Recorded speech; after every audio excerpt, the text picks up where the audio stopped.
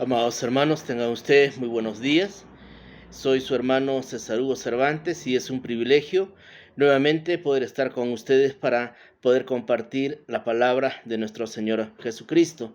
Bien, en esta mañana estamos ya en el libro de Segunda de Samuel, capítulo 4. Hemos visto en el capítulo anterior acontecimientos bastante importantes acerca de la vida y el corazón de David. Habíamos visto que David tenía 6 mujeres y trajo una séptima a Mical y no eran necesarias. Habíamos dicho que estos hijos, nacidos en Hebrón, todos le traerían consecuencias nefastas y atentarían contra su reinado y serían siempre un tropiezo para su vida espiritual, para su vida de gobernante como rey de toda Jerusalén. Era innecesario que él tuviera tantos hijos, era innecesario que él trajera a Mical y hacerla su mujer. Y ahí hemos denotado eh, que David ya tenía un problema a pesar de ser el ungido, a pesar de que había sido investido por el Espíritu Santo.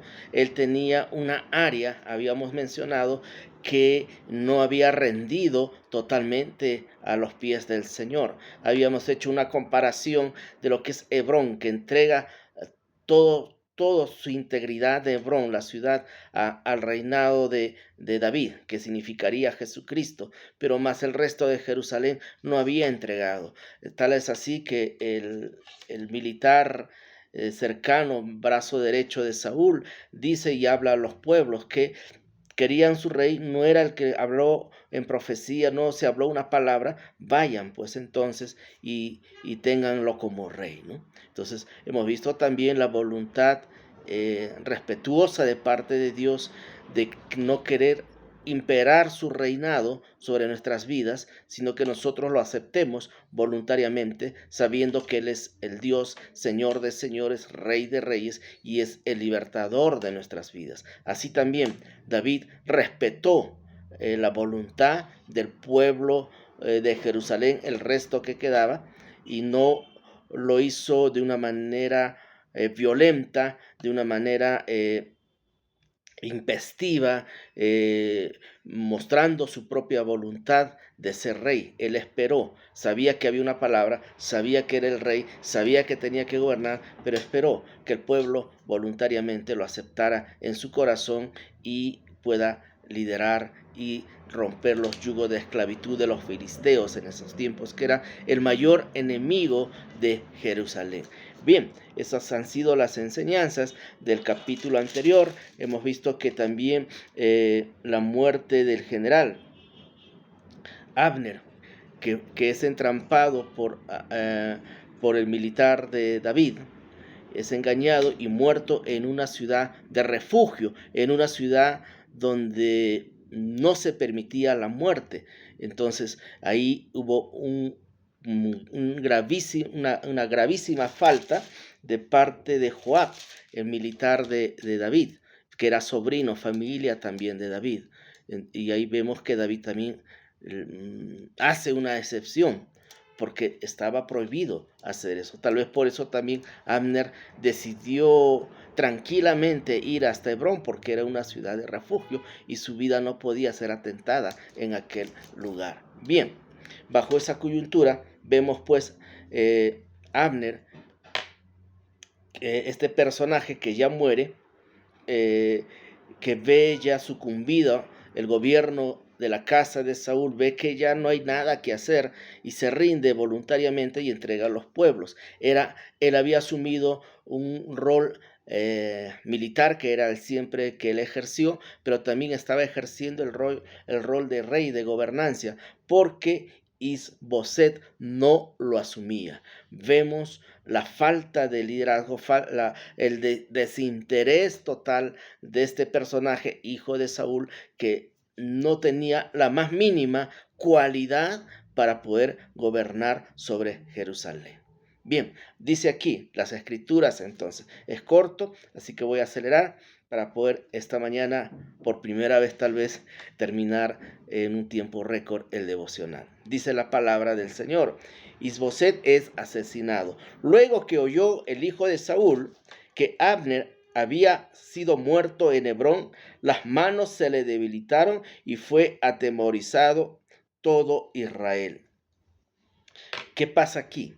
Se entera, su defensor, su protector, quien asumía las responsabilidades que a él le tocaba, estaba muerto.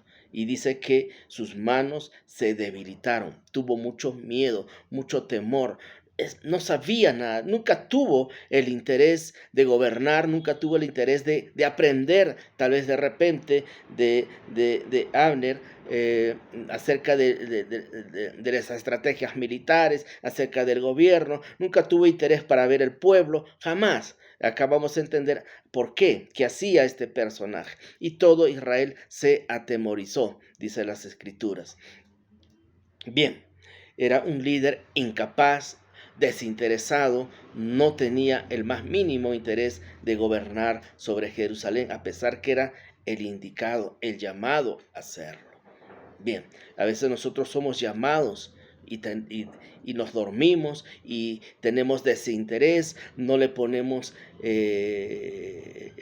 la posición, el interés, la responsabilidad necesaria al cargo que Dios tal vez nos está llamando a hacer, y descuidamos y lo tomamos como algo de poca cosa en sí, ¿no? Y algo similar estaba pasando con Isboset, y que nos habla a nuestras vidas, nos exhorta a nuestras vidas. Si usted es llamado, si usted al liderazgo, al mentoreo, a ser maestro, donde Dios lo empodere, usted tiene que asumirlo con responsabilidad, con denuedo, con interés, con deseos de aprender, de estudiar, de prepararse más. Pero nada de esto sucedía con Isboset, a pesar de que era el indicado. Bien, y el hijo de Saúl tenía 2 hombres, capitanes de bandas de los moradores. El nombre de uno era Baana y el otro era Recab, hijos de Rimón, hijos de Benjamín, eran los que estaban ahí. Él tenía 2 hombres que lo cuidaban.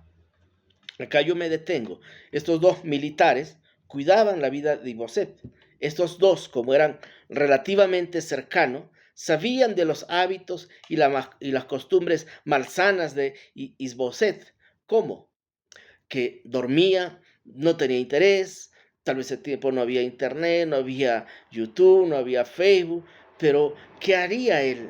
Metido, dice las escrituras, en los estudios, metido en su habitación, en su morada, paraba ahí, comía.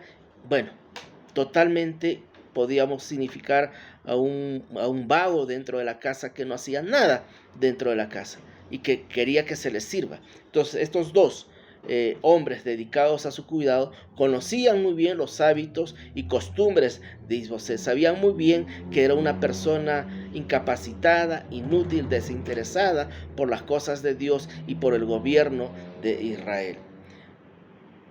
Y ya voy a saltar un poco. Y Jonathan, hijo de Saúl, dice, tenía un hijo lisiado de los pies. Tenía 5 años de edad cuando llegó a Jezreel, la noticia de la muerte de Saúl y de Jonathan. Y su nodriza le tomó y huyó. Hubo la noticia de la muerte de Saúl y de Jonathan. La nodriza que cuidaba al hijo de Jonatán huyó impestivamente, desesperadamente, porque temía su muerte en ese momento. Y al huir apresuradamente, se le cae el niño y quedó cojo. En esa huida, no sabemos, la Biblia no lo dice cuál fue el momento histórico que ella tuvo que huir. De repente estaban los enemigos cerca de ahí, estaban matando gente, y él huye la nodriza con el bebé y se le cae, dice las escrituras, y quedó cojo de por vida. Y el nombre de este personaje es Mefiboset, un personaje muy importante, una historia muy preciosa que lo vamos a ver un poquito más adelante. Dice entonces, esto es como un paréntesis, que ya hace la antesala de que había un descendiente, Mefiboset, porque acaba de morir Isboset, y solamente quedaría como de la casa de Saúl solamente uno, que este sería este niño aún en ese entonces Mefiboset, ya lisiado porque se cayó ya de las caderas, de los pies, no lo sabemos, pero ya inhabilitado físicamente. Y este va a ser el único descendiente de Saúl y va a jugar un papel muy importante a través de una historia muy preciosa. Entonces dice la palabra, los hijos pues Rimón, Recab y Baana fueron y entraron en el mayor calor del día en la casa de Iboseb, el cual estaba durmiendo la siesta de su cámara. ¿Qué dice? Entraron en el día en el mayor calor. ¿Qué hora podría ser? Mediodía. Estaba durmiendo. Mediodía durmiendo. Vean la incapacidad, lo inútil que era este personaje, el desinterés que tenía por las cosas de Dios, por las cosas del gobierno y por la responsabilidad que él tenía que asumir. Estaba durmiendo una siesta en la recámara. Eso dice las escrituras. Y la portera estaba de la casa, había estado limpiando trigo, pero también se durmió. Lo que tú haces como rey, como gobernante, lo que tú haces van a copiar los que te siguen atrás. Si tú eres un mal líder, los que están tuyos como discípulos serán también malos líderes. Si tú haces cosas buenas, los que están como discípulos tras tuyo van a hacer cosas buenas, van a copiar el liderazgo que nosotros asumamos. Pues con mucho cuidado, cuando usted asuma un liderazgo, cuando Dios le delegue una función, hacerlo con excelencia, porque hay personas atrás de nosotros, de los cuales nosotros rendiremos cuentas al Señor. Bien, la portera también estaba durmiendo, dice la escritura. Cuando entraron a la casa, Iboseb dormía sobre su lecho de su recámara, y lo hirieron y lo mataron y le cortaron la cabeza, y habiéndolo tomado caminaron toda la noche camino a Arab. Bien, aquí vemos que ellos dijeron, es inútil, las cosas ya están perdidas, el gobierno, ¿qué hacemos nosotros? Matémoslo y vayamos donde David. Eso dijeron ellos. Este es un inútil, no sirve, nos va a traer consecuencias, nos va a traer muerte, voy a morir por defender a este señor que no hace nada. No, mejor yo lo mato y voy donde David. Ese era más o menos el corazón y el pensamiento de estos dos militares cuidadores o guardas de Isboset. Bien, trajeron la cabeza a David en Hebrón y le dijeron, rey, aquí la cabeza de Isboset, hijo de Saúl, tu enemigo. No era su enemigo, no significaba un enemigo. Tu enemigo que procuraba matarte, Isboset no tenía la más mínima intención, estaba en sus cosas en otro mundo. Y Jehová ha entregado hoy a mi señor de Saúl y de su linaje, ¿no? Dices, Jehová ha usado mi vida para matar a este hombre y traértelo el día de hoy, su cabeza a enfrente tuyo. Eso era falso. Cómo justificamos a veces, cómo mentimos a veces, cómo crea la mente humana argucias para justificar un hecho para su conveniencia. A ellos no les interesaba, Saúl no les interesaba ahí, querían guardar su vida porque podían ser muertos como militares de Saúl. Y David respondió a Recab, a su hermano Baana, y les dijo, vive Jehová que ha redimido mi alma de toda angustia, que cuando uno me dio nuevas diciendo, he aquí Saúl ha muerto, imaginándose que traía buenas nuevas, yo lo prendí y lo maté en Siclag en pago de las buenas nuevas que me decía. Yo no me alegré de la muerte de Saúl, ni tampoco de Jonatán, a pesar que me dijeron que lo habían matado. Yo maté a esas personas, porque yo en mi corazón he guardado en principio el decreto de que ellos eran los ungidos de parte de Jehová. Yo nunca atenté contra la vida de ellos. Yo nunca hice algo en mi propia carne, para ganarme el derecho de ser rey sobre toda Jerusalén.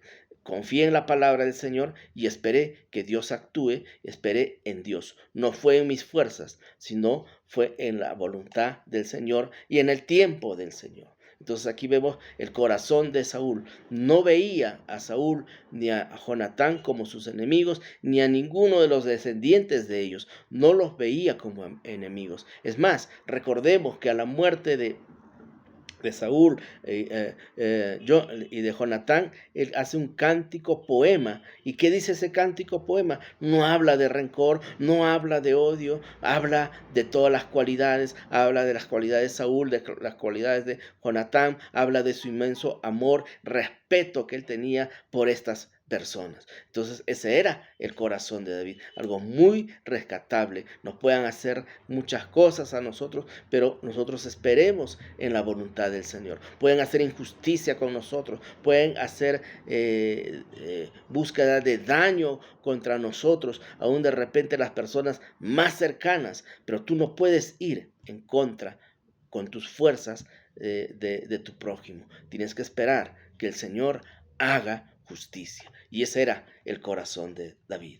Entonces dice, cuanto más a los malos hombres que mataron a un hombre justo en casa y sobre su cama, sin poderse defender, durmiendo. Ahora pues, no he de mandar yo su sangre de vuestras manos y quitarlos de la tierra. Entonces David ordenó a sus servidores y ellos lo mataron y les cortaron sus manos, sus pies y los colgaron. Bien, esta es la historia, un preámbulo a algo que viene después, hechos muy bonitos e importantes, la proclamación finalmente de David sobre todo Israel, la historia de Mefiboset, una historia muy preciosa.